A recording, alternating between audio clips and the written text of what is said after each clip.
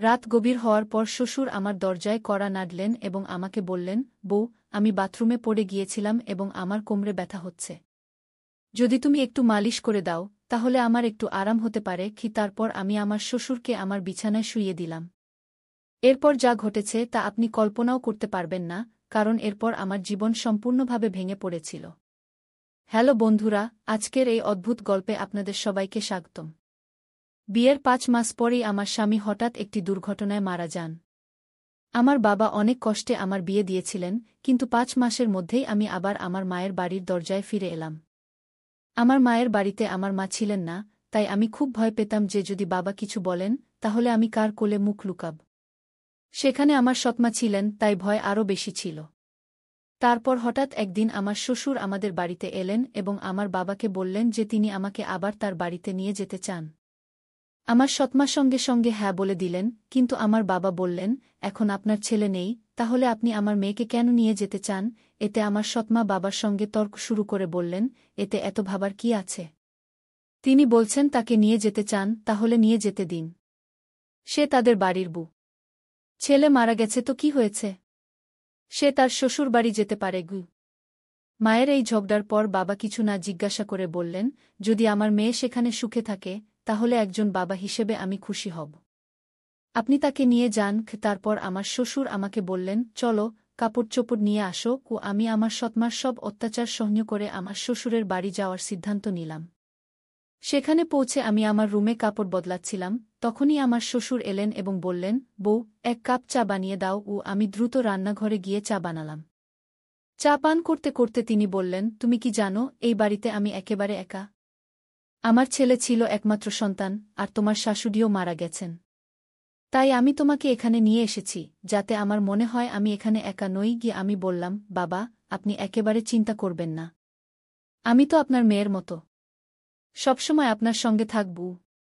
তারপর আমার শ্বশুর বললেন, আমি জানি তুমি আমার সঙ্গে থাকবে, কারণ তোমার সৎমা তোমাকে মায়ের বাড়িতে কখনো শান্তিতে থাকতে দেবে না।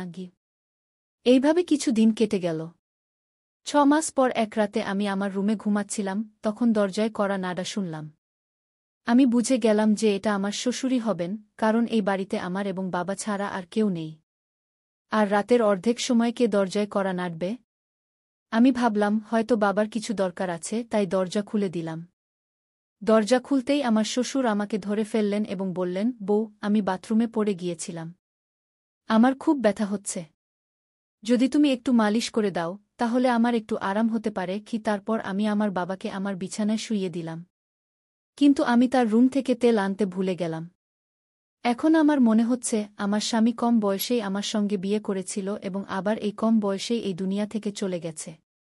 এইসব ভাবতে ভাবতে আমি আমার শ্বশুরের মালিশ করছিলাম এবং দেখছিলাম যে তিনি আমাকে অদ্ভুতভাবে তাকিয়ে আছেন, যা আমাকে আরও ভয় পাইয়ে দিচ্ছিল। তখন আমি বললাম, শ্বশুরজি, কি হয়েছে? আপনার কোনো জায়গায় বেশি আঘাত লেগেছে? ডাক্তার ডাকব? এতে শ্বশুরজি বললেন, না বউ, তুমি শুধু মালিশ করে দাও। এতেই আমার আরাম হচ্ছে কি। তার অদ্ভুত কথা শুনে আমি আরও অস্বস্তি বোধ করতে লাগলাম। তারপর আমি বললাম, শ্বশুরজি, আপনি এখানেই শুয়ে থাকুন। কোমরে ব্যথা নিয়ে আপনি আপনার রুমে কিভাবে যাবেন? আমি আপনার রুমে গিয়ে ঘুমিয়ে যাই। আমার কথা শুনে আমার শ্বশুর বললেন, বউ, এই অবস্থায় তুমি আমাকে একা ফেলে চলে যাবে? যদি রাতে আমার বাথরুমে যেতে হয়, তাহলে আমি একা কিভাবে যাব? এ থেকে ভালো যে তুমি এখানেই ঘুমিয়ে পড়ো। কিছু সময় পর আমার শ্বশুর উঠে আমার কাছে এলেন এবং বললেন, বউ, আমি তোমাকে কিছু বলতে চাই। যদি তুমি আমার কথা মানো, তাহলেই আমি বলব। তার এই কথা শুনে আমার মন অস্থির হয়ে গেল। আমি চিন্তিত হয়ে বললাম, শ্বশুরজি, আপনি কি বলতে চান? আমার শ্বশুর একটু হেসে বললেন, আজকের রাত আমি তোমার সঙ্গে কাটাতে চাই, কারণ একা একা এখন ভালো লাগে না। আমার ছেলে মারা যাওয়ার পর আমি ভেবেছিলাম আবার বিয়ে করব, কিন্তু তারপর ভেবেছি যে তোমার সৎমা তোমাকে সেই বাড়িতে কখনো শান্তিতে থাকতে দেবে না। তাই আমি তোমাকে এই বাড়িতে নিয়ে এসেছি। তার এই কথা শুনে আমি খুব অস্বস্তি বোধ করলাম, কিন্তু তার কথা প্রতিবাদ করার সাহস পেলাম না। আমি আমার রুমের সোফায় শুয়ে পড়লাম। আমার ঘুম আসছিল না। আমি খুব ভয় পেয়েছিলাম। শ্বশুর বললেন, বউ, মনে হচ্ছে আমি তোমার সাথে কিছু ভুল করিনি। আমি চাই তুমি আমার সাথে বিয়ে করো, যাতে কেউ কিছু বলতে না পারে। তখন আমি হতভম্ব হয়ে বললাম, শ্বশুরজি, আপনি কি বলছেন? আপনি আমার শ্বশুর, আর শ্বশুরের সাথে কিভাবে বিয়ে হতে পারে? আমার শ্বশুর বললেন, দেখো বউ, আমি মানি যে একসময় আমি তোমার শ্বশুর ছিলাম। কিন্তু তোমার স্বামীর মৃত্যুর এখন 6 মাস হয়ে গেছে। এখন আমাদের মধ্যে এমন কোনো সম্পর্ক নেই। আমি একা, তুমিও একা। আমরা একে অপরের সঙ্গ দিতে পারি। তার এই কথা শুনে আমার মন বিচলিত হয়ে গেল। আমি কিছু বলতে পারলাম না। একদিকে ছিল সৎমায়ের অত্যাচার, অন্যদিকে শ্বশুরের অদ্ভুত আচরণ।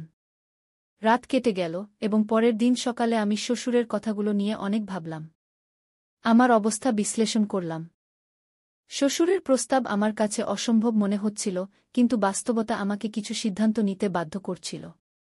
তখন আমি ভাবলাম, আমি আমার বাবাকে গিয়ে বলব। কিন্তু এই সব কথা নিজের বাবার সাথে বলার সাহস আমার হলো না, কারণ আমি জানতাম বাবার সাথে কথা বলার পর আমার জীবনে নতুন সমস্যা আসতে পারে। তাই আমি তার কাছে যাইনি। এমনই একদিন সন্ধ্যায় আমার শ্বশুর আবার কথা বলার সুযোগ পেলেন। তিনি বললেন, বউ, আমি তোমার সাথে কিছু ভুল চাইনি। শুধু চাই তুমি আমার জীবনে সুখ আনো। আমি একা থাকতে পারি না। তোমার সাথেই আমার জীবন পূর্ণ হয়। শ্বশুরজির থেকে আবার এই সব কথা শুনে আমি ভিতরে কেঁপে উঠলাম এবং কিছু বলতে পারলাম না। কিছুক্ষণ পর শ্বশুরজি নিজেই বাইরে চলে গেলেন। এমনই করে শ্বশুরবাড়িতে আরও কয়েক মাস কাটানোর পর আমার শ্বশুর এবং আমার মধ্যে একটি অদ্ভুত সম্পর্ক তৈরি হতে লাগল।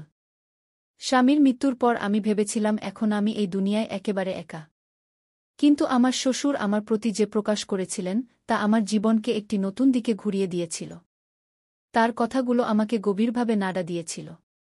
যখনই আমি ঘুমাতে যেতাম তার কথাগুলো আমাকে অস্থির করত। তিনি বলতেন, আমার সাথে থাকলে তিনি তার একাকিত্ব অনুভব করেন না এবং তিনি চান আমরা দুজনে একটি নতুন জীবন শুরু করি। সেই রাতের কথোপকথনের পর আমি নিজেকে অনেক দ্বিধায় পড়ে পেলাম। মনে অনেক প্রশ্ন উঠছিল, এটা কি ঠিক? এটা কি সমাজের নিয়মের বিরুদ্ধে যাবে না? কিন্তু কোথাও না কোথাও আমার মনে এই কথাও ছিল যে হয়তো আমার শ্বশুর সত্যিই একাকিত্বের সাথে লড়াই করছেন। অনেক ভেবেচিন্তে আমি তার সাথে কথা বলার সিদ্ধান্ত নিলাম। এক রাতে যখন বাড়ির আশেপাশের সবাই ঘুমিয়ে পড়েছিল, আমি শ্বশুরের ঘরের দরজায় টোকা দিলাম। তিনি দরজা খুলে আমাকে দেখে একটু আশ্চর্য হলেন। আমি ভিতরে গিয়ে বললাম, শ্বশুরজি, আমি আপনার সাথে কিছু গুরুত্বপূর্ণ কথা বলতে চাই। তিনি আমাকে বসতে ইশারা করলেন এবং গম্ভীরভাবে বললেন, কি হয়েছে বউ? তুমি এত রাতে কেন এসেছ? আমি একটু সাহস জোগাড় করে বললাম, শ্বশুরজি, আমি আপনার প্রস্তাব নিয়ে অনেক ভেবেছি। আমি বুঝতে পারছি আপনি একাকিত্বের সাথে লড়াই করছেন এবং একজন সঙ্গীর প্রয়োজন অনুভব করছেন। কিন্তু এই সম্পর্কের জন্য একটি শর্ত আছে, আমাদের মধ্যে সবসময় সম্মান এবং ভালোবাসার সম্পর্ক থাকবে। আপনি আমাকে মেয়ের মতো সম্মান দেবেন, আর আমি আপনাকে বাবার মতো সম্মান দেব। তিনি আমার কথা মন দিয়ে শুনলেন এবং কিছুক্ষণ পর বললেন, আমি তোমার শর্ত মেনে নিচ্ছি। তোমার সম্মান সবসময় বজায় রাখব। তার এই কথা শুনে আমার হৃদয়ের বোঝা একটু হালকা হয়ে গেল। আমি তাকে আমার সম্মতি দিলাম। তারপর কয়েকদিন পর আমরা একটি ছোট অনুষ্ঠানে বিয়ে করলাম। এই বিয়ে সমাজের চোখে অস্বাভাবিক ছিল, কিন্তু আমরা আমাদের অবস্থা মেনে নিয়েছিলাম। বিয়ের পরের দিনগুলো আমার জন্য খুব চ্যালেঞ্জিং ছিল। গ্রামে মানুষ কথা বলতে শুরু করল। আত্মীয়স্বজন আমাদের থেকে দূরত্ব বজায় করতে শুরু করল।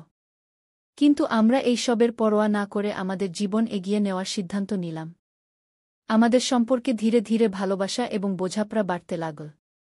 শ্বশুরবাড়িতে যেখানে আগে আমি নিজেকে অস্বস্তি বোধ করতাম, এখন সেই বাড়ি আমার নিজের মতো লাগতে শুরু করল। শ্বশুর আমার জন্য সব সম্ভব চেষ্টা করতেন যাতে আমি সুখে থাকি। তিনি আমার ছোটবড় সব প্রয়োজন মেটাতেন এবং সব ইচ্ছা পূরণ করতেন। তিনি প্রতিদিন আমার জন্য কিছু না কিছু বিশেষ করার চেষ্টা করতেন, কখনো আমার পছন্দের খাবার আনতেন, কখনো আমার জন্য নতুন শাড়ি কিনতেন। ধীরে ধীরে আমিও তার প্রতি এক ভিন্ন ধরনের সম্মান বোধ করতে শুরু করলাম। আমরা দুজনে মিলে একটি নতুন জীবন শুরু করলাম। শ্বশুর এখন আমার জীবনের একটি অবিচ্ছেদ্য অংশ হয়ে গেছেন। আমাদের মধ্যে সম্পর্ক এখন শুধু শ্বশুর বুয়ের নয়, বরং দুটি হৃদয়ের একটি শক্ত বন্ধনে পরিণত হয়েছে। তিনি আমাকে সবসময় সাহায্য করতেন, যখনই আমার তার প্রয়োজন হতো। তারা আমাকে আবার হাসতে শিখিয়েছিল, জীবনকে নতুন দৃষ্টিকোণ থেকে দেখতে শিখিয়েছিল। বিয়ের কয়েক মাস পর আমি অনুভব করলাম যে আমাদের মধ্যে এই নতুন সম্পর্ক আমাকে একটি নতুন দিক দিচ্ছে। আমরা একসাথে অনেক কঠিন পরিস্থিতির মুখোমুখি হয়েছি এবং প্রতিবার একে অপরের পাশে দাঁড়িয়েছি। শ্বশুরের সাথে আমার এই নতুন সম্পর্ক আমাকে জীবনের অনেক নতুন দিক দেখিয়েছে। তারা আমাকে এই অনুভূতি দিয়েছে যে জীবনে যদি সঙ্গী সঠিক হয়, তবে কোনো সমস্যাই এত বড় নয় যে তা অতিক্রম করা যায় না। সমাজের দৃষ্টিতে আমরা অনেক কিছু সহ্য করেছি, কিন্তু আমরা কখনো আমাদের সিদ্ধান্তে আফসোস করিনি। আমাদের সম্পর্কে ধীরে ধীরে এক নতুন ধরনের ভালোবাসা ও সম্মান জন্ম নিতে শুরু করেছিল। তাদের সাথে কাটানো প্রতিটি মুহূর্ত আমাকে কিছু নতুন শিখিয়েছে এবং আমি উপলব্ধি করেছি যে কখনো কখনো জীবন আমাদের এমন মুহূর্তে নিয়ে আসে যেখানে আমাদের সিদ্ধান্তগুলি পুনর্বিবেচনা করতে হয়। আজ আমি আমার শ্বশুরের সাথে একটি নতুন জীবন যাপন করছি। আমাদের মধ্যে ভালোবাসা ও সম্মান আগের চেয়েও আরও শক্তিশালী হয়ে উঠেছে। তিনি আমার জীবনের সবচেয়ে গুরুত্বপূর্ণ ব্যক্তিতে পরিণত হয়েছেন। তাদের সাথে কাটানো প্রতিটি মুহূর্ত আমাকে শিখিয়েছে যে জীবনে যতই সমস্যা আসুক না কেন, যদি আমাদের সঠিক সঙ্গী থাকে তবে আমরা প্রতিটি সমস্যার মুখোমুখি হতে পারি। এইভাবে আমাদের মধ্যে সম্পর্ক ধীরে ধীরে আরও গভীর হতে থাকে। তাদের সাথে কাটানো প্রতিটি মুহূর্ত আমাকে শিখিয়েছে কিভাবে জীবনকে নতুন করে বাঁচতে হয়। আমরা একসাথে আমাদের জীবনের প্রতিটি চ্যালেঞ্জের মুখোমুখি হয়েছি এবং প্রতিবার জয়লাভ করেছি। এখন আমাদের মধ্যে এই নতুন সম্পর্ক আমাকে একটি নতুন জীবনের স্বপ্ন দেখাতে শুরু করেছে। তাই বন্ধুরা, এটা ছিল আমাদের আজকের ছোট্ট গল্প। আপনি এই গল্পটি কেমন লাগলো তা কমেন্ট করে অবশ্যই জানাবেন। যদি গল্পটি আপনার ভালো লেগে থাকে তবে এটি লাইক করুন এবং আপনার বন্ধুদের সাথে শেয়ার করুন। ভবিষ্যতে এমনই রোমাঞ্চকর গল্পের জন্য আমাদের চ্যানেল সাবস্ক্রাইব করুন এবং বেল আইকন টিপতে ভুলবেন না, যাতে আপনি আমাদের কোনো গল্প মিস না করেন। ধন্যবাদ।